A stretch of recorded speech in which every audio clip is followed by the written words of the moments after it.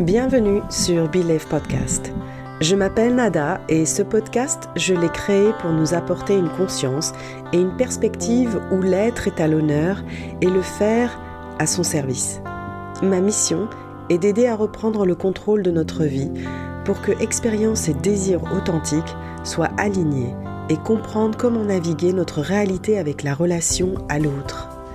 Si comme moi, l'amour de soi, de l'autre, inconditionnel ou conditionnel est un beau bordel dans ta tête, mais que tu veux comprendre ce bordel,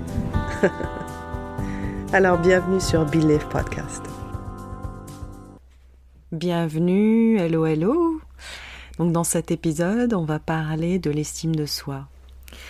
En fait, il m'est souvent arrivé de me sentir un peu merdeuse, avoir une estime qui était très basse.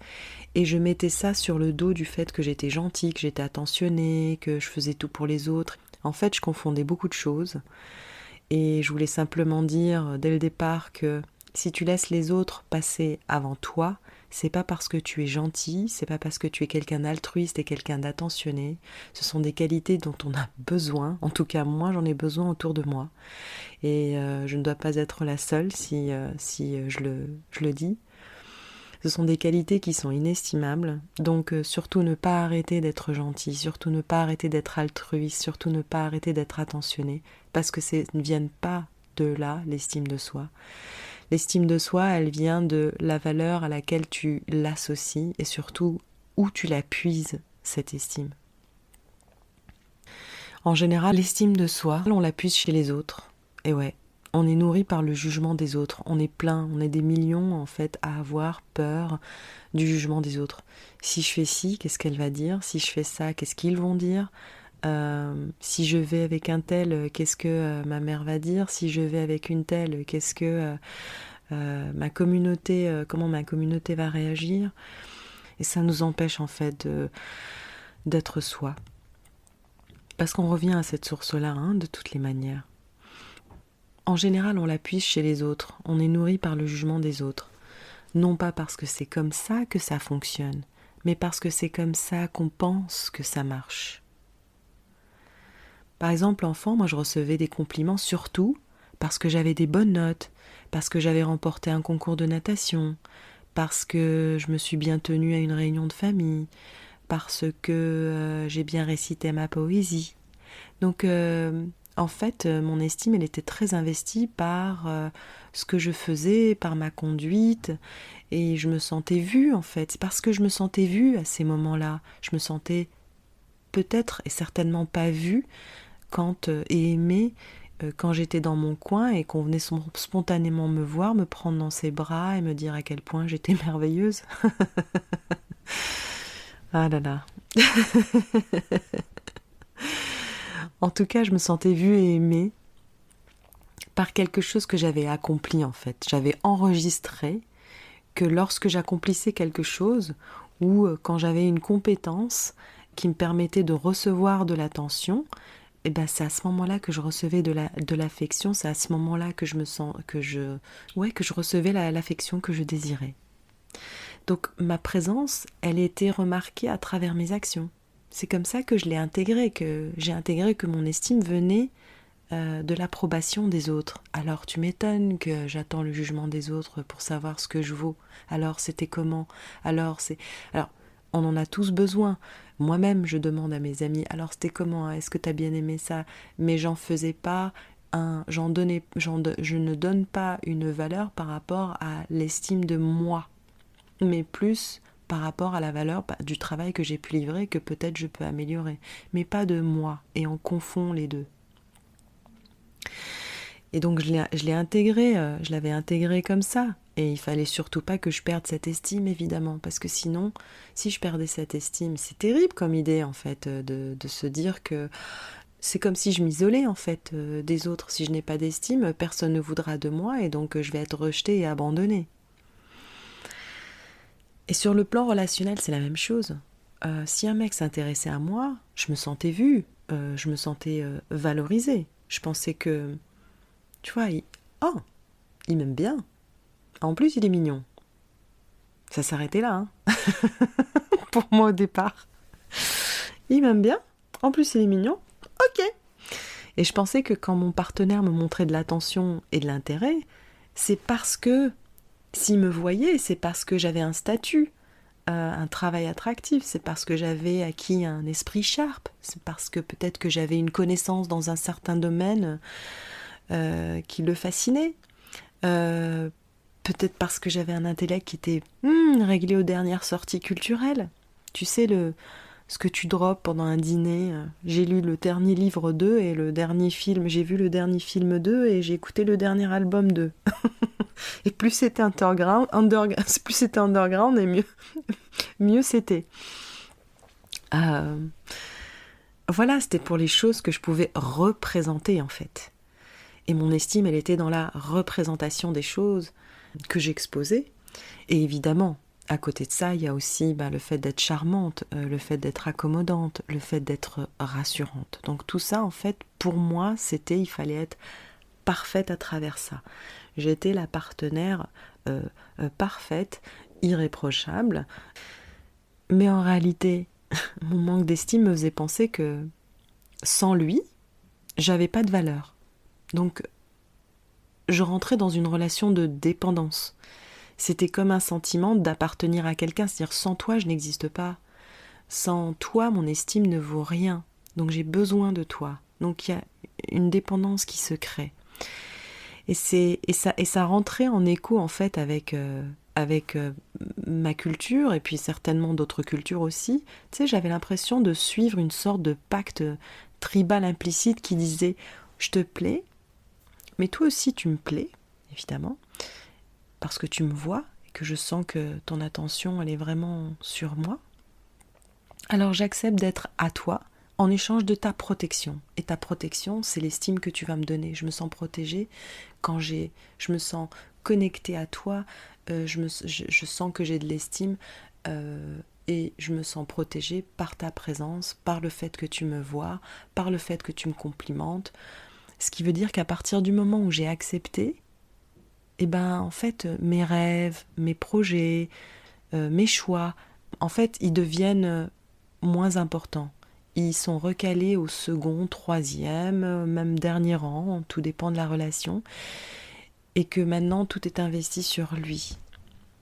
Et je croyais en fait que c'était ça l'amour, que c'était dedication to you. Ma dévotion à notre histoire, à nous, et le nous en fait devient lui. Le nous, c'est pas toi et moi, c'est juste toi. Donc, cette perte d'estime de soi, elle est vraiment accrochée à la réaction de l'autre, à l'appréciation de l'autre. Donc une totale dépendance, quoi. Et bien sûr, j'avais tort en ce qui concerne l'amour, parce que je me retirais complètement de l'équation de cette communion-là. Donc avoir une dynamique comme celle-là, c'est difficile de faire durer une relation de couple, et puis c'est surtout difficile d'exister soi, quoi, en apparence entière. Parce que ce qui se passe dans ce cas, c'est que, en fait, j'ai tellement besoin de toi que je me donne aucune limite et que je ne te dirai pas, je ne me limite pas un espace à moi et je ne dirai pas non. Parce que si je dis non, je me prive de quelque chose, d'une occasion d'être toujours liée à toi, d'être vue, d'être entendue. Donc, je rentre dans une relation de dépendance où il n'y a pas d'espace à moi, où je dis oui à tes desiderata, à ta vision, au goût de l'autre, aux intentions de l'autre, aux projets de l'autre. Je dis plus non. Je n'ai plus d'espace à moi, je vais m'adapter à l'autre espace, je vais m'infiltrer dans l'espace. Et je veux surtout pas être confrontée à un regard déçu, évidemment, ce regard déçu qui réveille des mémoires qui ont certainement dû être assez insupportables pour l'enfant que j'ai été. Et je veux certainement pas que mon estime en prenne un coup. Aussi, ce qui se passe, c'est qu'on va pardonner des erreurs qu'on va considérer graves dans une relation, ou irrespectueuses quand je parle de graves, où on peut aller plus loin. Mais on donne trop de chance à l'autre pour ses erreurs. On vit dans l'espoir que les choses vont s'améliorer, tout en redoutant le prochain accrochage, évidemment. Donc on marche sur des œufs. on a plutôt une posture d'attentiste, justement, parce qu'on attend encore un retour, un écho de à quoi je ressemble, qui je suis, est-ce que je suis assez cool, assez gentille, assez intelligente, assez débrouillarde. Donc cette posture une posture attentiste, quoi, encore une fois, parce que on est dépendant à ce moment-là, on dépend de l'autre. Et il faut absolument se libérer de cette dépendance-là. Et ça, c'était avant que je comprenne que l'amour, elle ne consiste pas à ce que l'autre me valide, ou en tout cas, il valide ce que je fais, ce que je dis. Évidemment qu'il y a un échange. Quand je dis valider, ça veut dire pas être complètement séparé, mais en tout cas que tout ce qu'il dit, ou tout ce qu'il fait, ou tout le retour que je reçois ne me définit pas, quoi. C'est surtout ça. J'attends pas de l'autre de me rassurer, même si ça me fait du bien qu'il me rassure, mais je ne peux pas attendre tout le temps de l'autre qui me rassure ou qui comble ce vide insatiable que je ressentais moi en moi à l'époque. Donc il a fallu que je fasse un petit récap, une petite mise à plat de toute cette situation-là, de dépendance, de codépendance avec l'autre, d'estime de soi aussi, d'amour de soi, qu'on verra plus tard. Et il s'agissait en fait tout simplement de me connaître en surface et après de plus en plus en profondeur. Et en fait, la surface, elle est importante. Il faut bien qu'on commence quelque part et puis de rentrer de plus en plus en profondeur de manière à ce que je puisse goûter petit à petit et d'oser dire des choses que je n'osais pas dire, d'oser ressentir des choses que je n'osais pas ressentir, pour que je puisse arriver à valider mes rêves, pour que je puisse arriver à prononcer des choses que je voulais vraiment profondément, mais que j'avais gardées en cachette derrière ma tête parce que j'avais tellement peur qu'on me dise mais non, mais qu'on me rigole au nez. Ouais, qu'on me rigole au nez, qu'on ne me prenne pas au sérieux. Et ça touchait énormément mon estime, et je prenais beaucoup plus au sérieux les hommes que les femmes, parce que c'est mon conditionnement qui m'a amené à réagir de cette manière-là. Et il a fallu que je déprogramme tout ça. Et c'est aussi pour ça que j'avais besoin d'un homme, parce qu'il fallait qu'il me valide, parce qu'il était beaucoup plus pris, il serait beaucoup plus pris au sérieux. Lui, s'il est plus pris au sérieux, ben moi aussi je vais être mieux prise au sérieux, mais toute seule, je suis pas prise au sérieux. Tu vois un peu le raisonnement? Et tout ça, il a fallu que je devienne par moments ma propre mère, par moments mon propre père, en apprenant à valoriser mes intentions, en apprenant à valoriser à chaque pas mes projets, même s'ils étaient merdiques. Trouver du réconfort là où il y a un réel réconfort pour ce que je suis et non pas pour ce que je fais. Donc il y a vraiment cette tendance à toujours aller vers le faire, et ça c'est absolument normal parce qu'on a une société, un monde en général qui fonctionne de cette manière-là, et l'invitation de la vie, c'est de nous ramener un peu plus vers l'être. Et pour arriver à ce stade, j'ai dû intégrer quelques notions que je vais partager et que j'espère en tout cas elles vous parleront maintenant ou peut-être même plus tard, mais je les pose là, comme des mets sur un buffet. Et la première chose en fait, moi, qui m'a aidée, c'était d'admettre que je me suis tue tellement de fois pour ne pas créer d'histoire. De toute façon, vous imaginez un peu, comme je l'ai dit, c'est que l'autre était beaucoup plus important et qu'il était même beaucoup plus pris au sérieux que moi. Donc, admettre déjà que je me suis tue moult fois, de mettre mon orgueil de côté pour me l'admettre, que je ne voulais pas créer d'histoire, que j'ai donné ma confiance à l'autre sans savoir que j'avais droit à mon espace privé. Je ne savais pas que j'avais droit à un espace privé. Et ça, on l'apprend normalement enfant. Son espace privé, déjà à la base, l'enfant se soit senti vu et entendu lorsqu'il a été traversé par une émotion. Ou alors, par exemple, on a une chambre et puis les parents ou les frères et sœurs entrent subitement dans la chambre sans demander l'autorisation, sans frapper à la porte. Être extrêmement intrusif. Ça, c'est par exemple un pattern qu'on a pu recevoir dans son conditionnement, et donc du coup à l'extérieur on se comporte de la même manière. Je ne vais pas t'empêcher de de rentrer dans mon intimité, même si quelque part ça me gêne, mais c'est comme ça que ça se passe, quoi. Donc voilà, c'est savoir que j'avais droit à mon espace privé, que mon espace privé, ça veut pas dire rejeter l'autre, ça veut dire respecter mon espace, mon tempo, à moi. Et tout ça, que ce soit intellectuel, émotionnel ou physique. Après, il y a aussi d'aller créer un environnement qui me soutienne dans ma reconstruction. Ça demande un travail au départ pour quitter justement ce costume qui est lourd, qui est pesant, qui est étouffant. Donc trouver un environnement qui favorise cette transformation, que ce soit un thérapeute, que ce soit un coach, que ce soit un confident, que ce soit une communauté, c'est important de se sentir dans un environnement qui est sécurisant. Aussi laisser le cynisme de côté. Ouais, quand on n'a pas d'estime, ça veut dire qu'on a un critique intérieur qui est hyper virulent, très dur. T'es nulle, t'es une conne, t'es grosse, mais tu vaux rien, mais de toute façon on va se moquer de toi, tu vas te faire baliser, pour qui tu te prends. Vous savez, tu sais que je sens moi-même, hein, évidemment, où on imagine des images, où ça vient en images avec des personnes qu'on redoute qui sont aussi, elles, très cyniques, et donc elles représentent cette image cynique de notre monde intérieur et on va aggraver le truc en se disant « Ah mais qu'est-ce qu'elle va penser de moi ? Elle va encore se moquer de moi ?» ou « On est fou. On est fou avec nos pensées. » On s'emmène très loin avec nos pensées. Donc autant s'emmener loin, mais dans le bon sens. Donc écarter cette part cynique, faire taire ce critique intérieur qui se présente très souvent. Et avant, c'était très omniprésent. Il a fallu que je m'exerce à la gentillesse. La gentillesse me touchait énormément, la compassion me touchait énormément. C'était même au départ un peu comme une brûlure, donc il fallait que j'y aille petit à petit.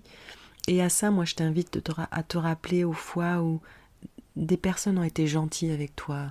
T'as peut-être eu une parole gentille de la part d'un prof. Peut-être qu'il y a un surveillant qui a glissé un biscuit sous ton oreiller pendant ta classe de neige parce qu'elle a senti ou il a senti que t'étais triste, mais qu'on ne pouvait pas avoir un contact verbal avec toi, mais simplement manifester sa présence. C'est peut-être une scène dans un film ou dans un livre. C'est peut-être une situation dont tu as été témoin, qui t'a énormément touché. Rentre en contact avec avec cet esprit-là, avec cette énergie-là, pour que justement ton corps et ton système, qui ne sait pas faire la différence entre un rêve et une réalité, qui va venir s'imbiber, qui va imaginer que c'est vrai si tu restes avec cette énergie-là pendant un certain temps. Commence par 30 secondes, 1 minute, et rappelle-le-toi, simplement pour que ce soit quelque chose qui soit familier pour ton système et qu'il ne le craigne pas, et que ce soit plus simple ensuite de faire taire ce critique interne. L'ouverture que la gentillesse donne va venir de ta capacité à recevoir, et ta capacité à recevoir ne peut que s'expandre ou se fermer, mais en tout cas tu peux avoir cette intention-là de toujours avoir une ouverture de plus en plus grande, parce que c'est illimité. Et comme j'ai dit, plus tu y penses, plus tu t'ouvres à la possibilité de la voir plus facilement. Et la dernière, c'est d'accepter que tes idées et tes goûts ne feront pas l'unanimité. Ça, c'est un fait. Tes idées, alors, comme quoi que tu fasses, que ce soit des choses que tu n'aies pas choisies ou pas, la preuve, les gens auront toujours une opinion et ça ne fera jamais l'unanimité. Donc, autant rechercher tes propres goûts, autant valider tes propres idées, quitte à ce qu'ils changent, mais en tout cas, à ce moment-là même, c'est ce que tu penses être le mieux pour toi, tout en gardant cette ouverture, parce que tu es gentil avec toi-même, parce que tu n'attends pas le jugement des autres, parce que tu sais que ton estime, elle n'est pas dans ce que tu fais, ton estime, elle est logée dans ton droit de naissance, parce que tu existes, parce que tu as été créé par une intelligence qui est au-delà de nous, physiquement par ta mère et ton père, ce n'est que biologique. Donc, tu ne feras peut-être pas l'unanimité pour des esprits, des êtres humains qui vivent dans leur propre monde. Autant valoriser ton propre monde et le laisser se modifier, le laisser s'expandre, le laisser se transformer en étant dans cette ouverture. Et je vais terminer avec un de mes maîtres spirituels qui a répondu à une question sur les relations. Il a répondu de la manière suivante. La recherche de l'intimité dans les relations, sans chercher d'abord l'intimité en soi, est un signe d'ignorance.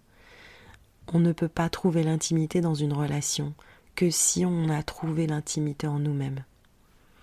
Donc si tu recherches l'intimité dans les relations sans la chercher ou l'avoir trouvée en toi, ça reste la quête d'un objet, ça reste la quête d'un bonheur objectif. Objectif, ça veut dire que ça ne vient pas de l'intérieur, on va aller chercher bonheur à l'extérieur. Et aller chercher le bonheur à l'intérieur, c'est comme par exemple quand tout à l'heure je disais valide tes propres idées, même si elles doivent changer, elles vont changer au fur et à mesure justement que ton ouverture va de plus en plus s'ouvrir, peut-être, on peut le dire. Et ça en fait c'est une intimité qui vient nous passer à travers les tripes, qui vient nous passer à travers le bas-ventre, qui vient nous passer à travers nos poumons, qui vient se passer à travers notre cœur. Ce lien, cette intimité, ce lien à soi, c'est une érotisation de sa vie quelque part. Et c'est après qu'on décide si on a envie de le partager avec l'autre ou pas, si on a envie de construire quelque chose ou pas. Mais d'abord, érotiser son propre monde intérieur, c'est-à-dire avoir un intérêt, une attention, une patience, un jeu avec soi-même, quoi. Et avec ça, on crée de l'espace. On crée de l'espace et il y a plus de spontanéité. On fait de l'espace pour que notre spontanéité émerge naturellement, pour que l'humour prenne forme. Beaucoup plus souvent, pour recevoir généreusement et en échange donner généreusement. Voilà ce que j'ai à partager avec vous. J'espère que le buffet était sympa dans cet épisode. Et surtout, choisis-toi d'abord, aime-toi d'abord. C'est un long chemin, c'est un bordel, mais il vaut le coup beaucoup plus dans ce sens-là que dans l'autre, comme ce que je viens de raconter tout au début. Et je sais que pour moi, ça a été un tournant dans mes relations à l'autre, quoi. Je pouvais m'ouvrir à partir d'un lieu de reconnaissance de moi parce que j'avais développé ce jeu, ce jeu, tiens, comment est-ce qu'on l'écrit, avec moi-même, et qui me remplissent déjà. J'étais ma propre fontaine. Et à partir de là, ça devient le fuel pour bouger, pour explorer, pour faire plein de choses. Je m'arrête là. En tout cas, merci beaucoup d'avoir écouté cet épisode. Je sais que notre temps est précieux, donc vraiment du fond du cœur, merci beaucoup. Et si jamais tu as des questions, si jamais il y a des thèmes que tu veux explorer, surtout n'hésite pas à m'envoyer un DM sur mon message privé, sur Instagram, nada.coaching. Tu peux télécharger une méditation et un exercice à faire tous les jours dans ta routine du matin pour t'aider justement à évacuer ces peurs qui sont les sources de nos blocages et qui est déjà le premier pas pour moi primordial pour commencer son chemin de l'amour de soi, son chemin de guérison, son chemin de libération. Voilà pour le moment, merci beaucoup again. On se parle très vite. Ciao. Merci pour ton écoute et merci pour le temps. Si l'épisode t'a plu, n'hésite pas à le noter. Tu permettras au podcast d'être encore plus visible et d'être un support à plus de monde autour de nous. À très vite.